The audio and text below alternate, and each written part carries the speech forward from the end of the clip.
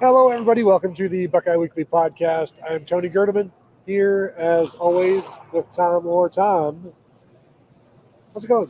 Well, Tony, there is one cart about 25 feet from us and another looking like it's about to turn the corner towards us. So it is officially a Buckeye Weekly live show inside the Woody Hayes Athletic Center. And there's some softball going on behind us. If you hear that or see that, you'll know it's just there's all kinds of things going on here at Ohio State. It is spring officially, not just because football is here, but also because the calendar says so. So we talked to today after practice. We did not watch any practice. After practice, Brian Hartline, Tim Walton, a bevy of receivers, including Brandon Innes, Carnell Tate, Jaden Ballard, Bryson Rogers. You had Jermaine Matthews, cornerback. You had three linebackers, Gabe Powers, CJ Hicks, and newest linebacker, Sonny Styles, also Sonny's brother, Lorenzo Styles. I think that might be everybody. I think that was everybody. So, good night, everybody. So, yeah, plenty was said, talked to a bunch of players, as we said, and this is the fourth practice of spring that they have just wrapped up, second in pads. Tom, do we have any update on the starting quarterback?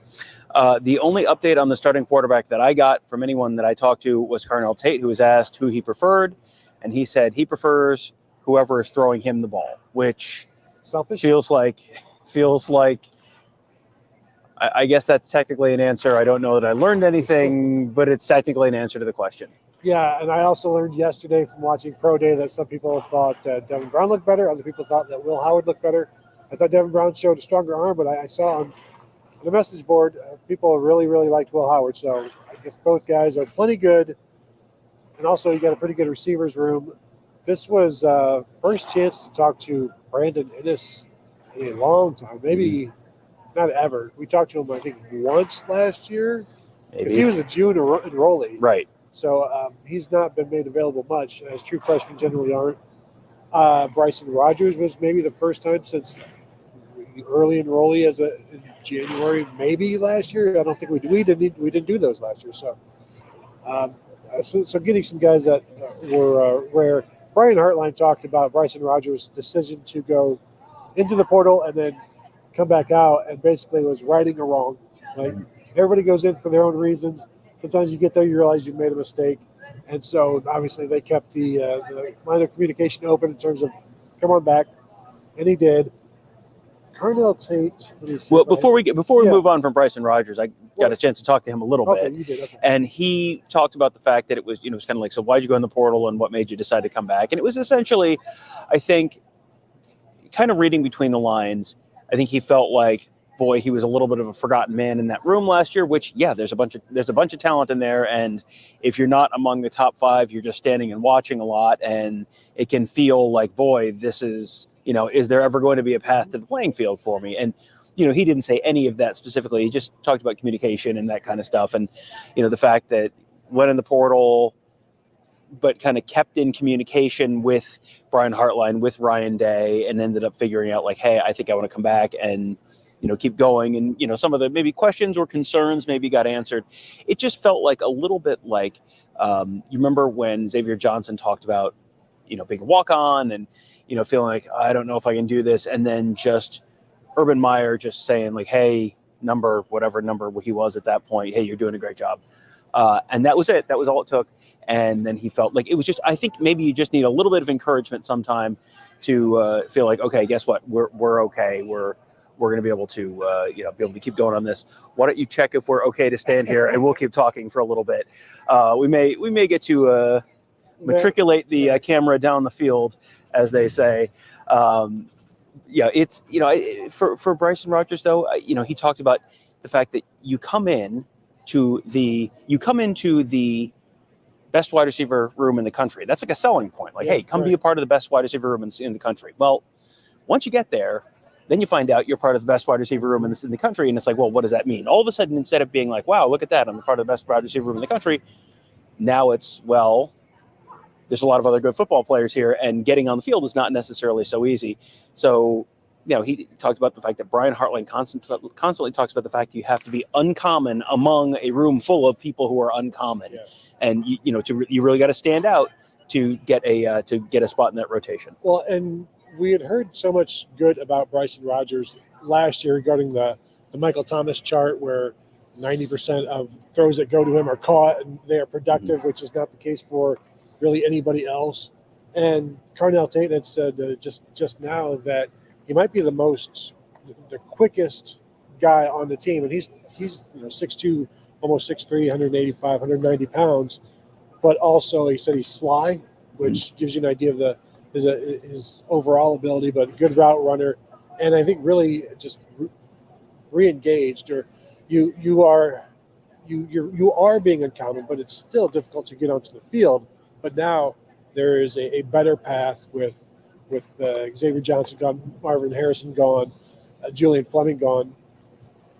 In that vein, talked to Jaden Ballard about this situation as well, because he was another player that we talked to about, is this his best opportunity? I'm like, do you feel like this is your best opportunity? He said, well, I've had other opportunities.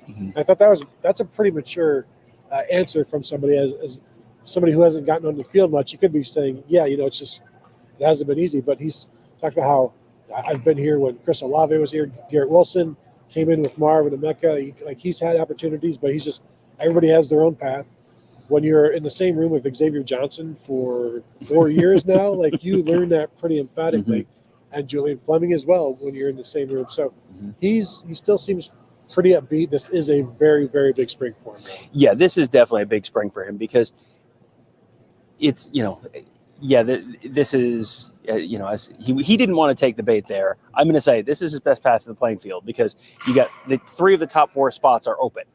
And you have seniority on everyone else in that room at this point other than Emeka Egbuka, and Emeka Egbuka is the 4th guy who is, returning among that top 4. So no more Marvin Harrison, no more Julian Fleming, no more Xavier Johnson. This feels kind of like a now or never spring for Jaden Ballard, where we've been talking about him for so long. He came in at the same time as Marvin Harrison Jr. and Emeka Egbuka, and Marvin Harrison's off to the NFL. Emeka could have been off the NFL, instead is coming back for one last year, and knows this is one last ride for him. This feels like this is a little bit of a one last ride year for Jaden Ballard, because the thing with that Ohio State wide receiver room is, boy, they keep bringing in new talent every year, and it's not like, well, all the good players are gone now, so now it's just like a cakewalk of field. No, now the new guy is literally the single best player in his entire recruiting class, Jeremiah Smith, and he's the new guy. Everyone else is now, the guys who were the first year guys, Carnell Tate, Brandon Innes. Those are guys who last year, well, it's like, well, they're true freshmen. What do you expect? Now they're the really talented second-year players, where this is where you typically see guys make a jump. And so, the path to the playing field is not going to get any easier for Jaden Ballard. It's not going to get any easier for anyone, really, I don't think. So this feels like a little bit of a now or never spring for him. Real quickly, Marvin Harrison and CJ Stroud both at practice today. Both could be seniors this year on this team, because CJ Stroud came in 2020. That year wouldn't count. Jaden Ballard, I did ask him if he's still the fastest Buckeye. He said he is. Though he did say him and Marvin kept going back and forth last year in terms of who the fastest was. But you mentioned Jeremiah Smith, the young guy coming in, best in the nation. Brandon Innes did say he has to play this year. Not that they need him, but it's just like, no, he's too good. That he's going to have to play this year. And so that's another spot where Jaden Ballard is going to be battling with a true freshman. Jaden Ballard playing Z right now. Carnell Tate moving all over inside and outside. And Tom, I see the concern in your eyes. Don't worry, these are professionals. These are professionals around us. We are safe. Don't worry. The softball is flying around us. And as long as you are on that side and I'm on this side, if I'm over like this. Yes, I've already gotten a Cornell basketball player in the legs this week. That was a good time. I saw you on TV. You shoved the player away like a complete Karen. Like he was or I was? No, you totally. Okay, just want to make sure we're clear on that one. Yeah. There were a couple other interesting things I did want to touch on real quickly while we were going through things. It sounds like the wide receivers and the corners, and we got to talk to Brian Hartline, got to talk to Tim Walton, and kind of it was a little bit of a wide receiver corner / linebacker kind of day. The wide receivers are considered, they consider themselves the best wide receiver room in the country. The cornerbacks consider themselves the best cornerbacks in the country. The defensive backs, this is a team where, they talk about going good on good and iron sharpens iron, all that kind of stuff. This is about as true as that ever gets.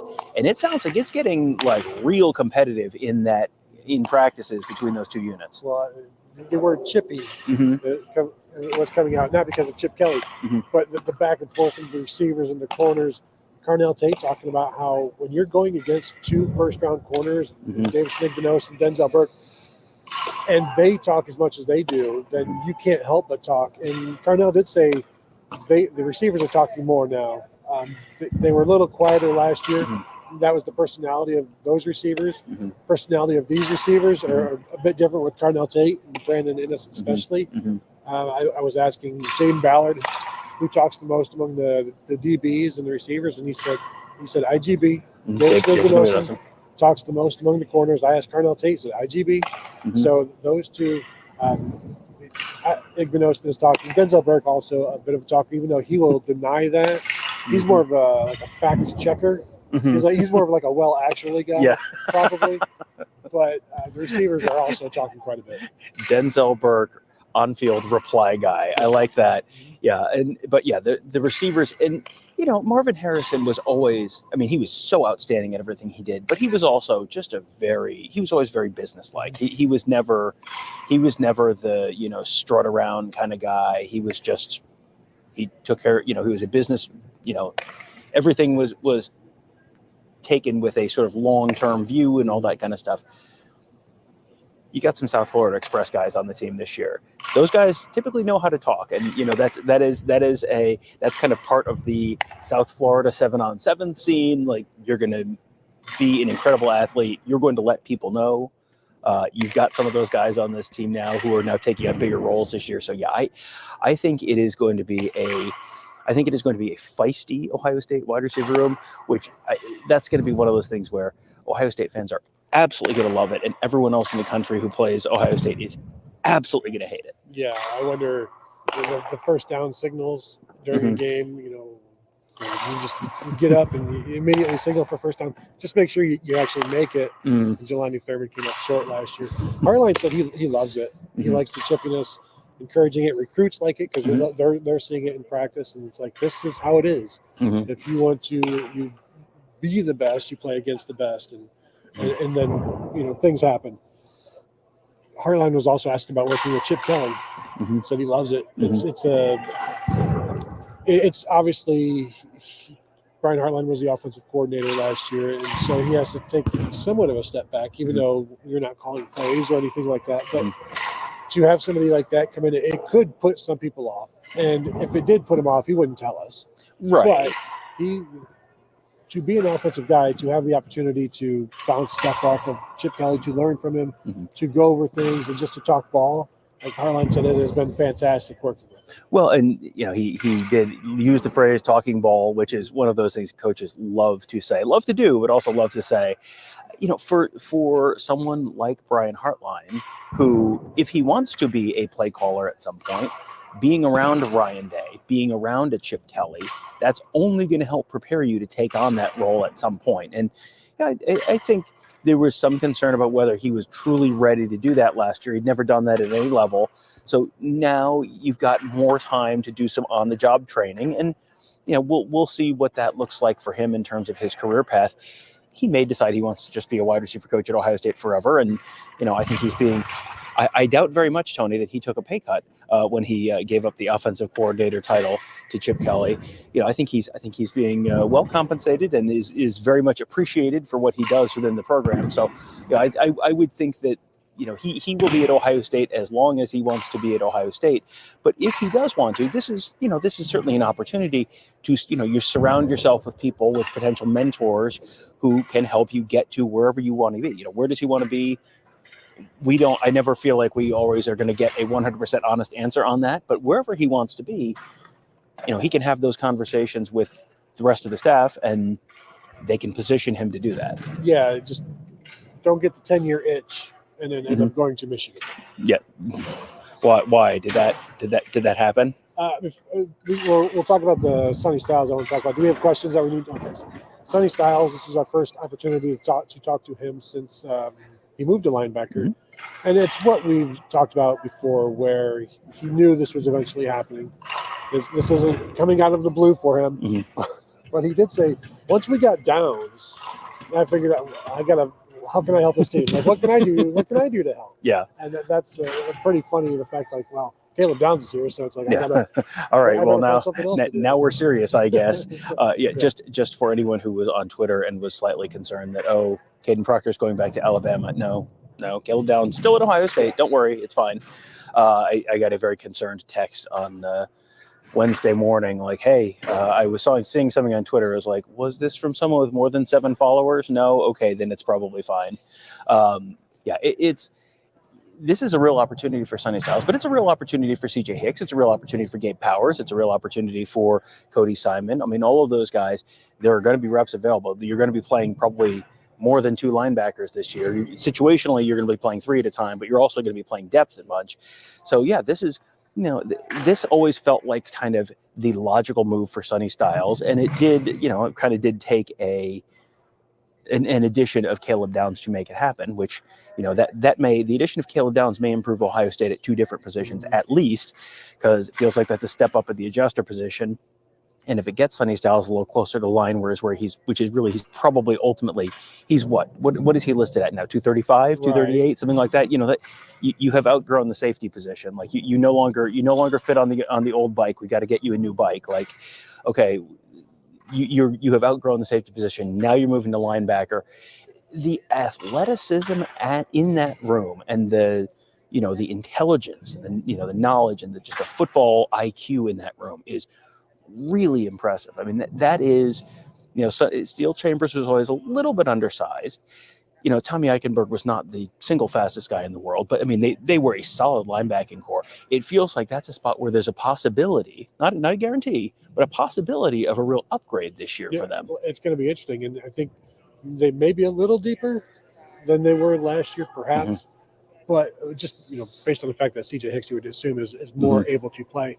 But Jim Knowles talked about when we talked to him 2 weeks ago or whatever, about wanting Sonny Styles to start his career as safety so that he would have a better understanding of the defense when he got to linebacker. Mm-hmm. And so we talked about that today in terms of, I know so much more now. I know what the defensive linemen are doing, what you need to know as a linebacker. So he has a better idea of the defense, the system. It is a change, though, going from the Sam linebacker spot. When I asked him about that, like, how much did that prepare you for the Will? It's like, it's still a little different. Yeah, you're mm-hmm. closer to the line, but mm-hmm. you're outside the tackle. You might be in the slot. You're not in the box necessarily.